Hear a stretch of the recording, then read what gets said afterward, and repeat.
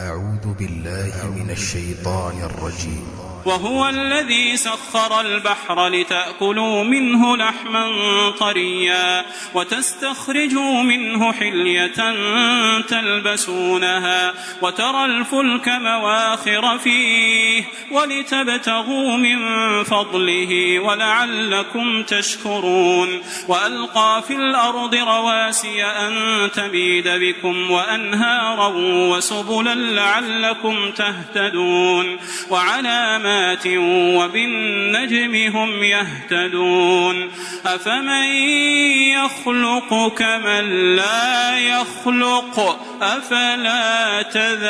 تذكرون وإن تعدوا نعمة الله لا تحصوها إن الله لغفور رحيم والله يعلم ما تسرون وما تعلنون والذين يدعون من دون الله لا يخلقون شيئا وهم يخلقون أموات غير أحياء وما يشعرون أيان يبعثون إلهكم إله واحد فالذين لا يؤمنون بالآخرة قلوبهم منكرة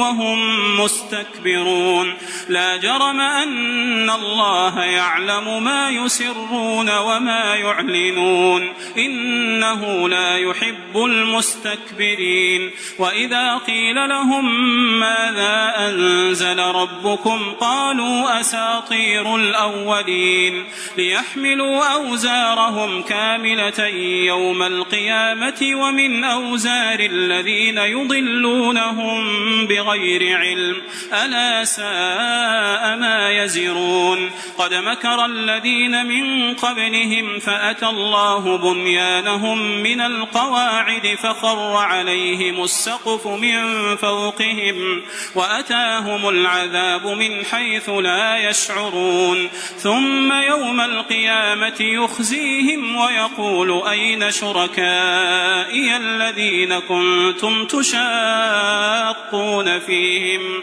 قال الذين أوتوا العلم إن الخزي اليوم والسوء على الكافرين الذين تتوفاهم الملائكة ظالمي أنفسهم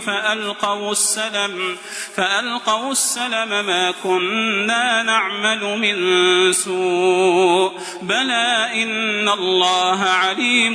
بما كنتم تعملون فادخلوا أبواب جهنم خالدين فيها فلبئس مثوى المتكبرين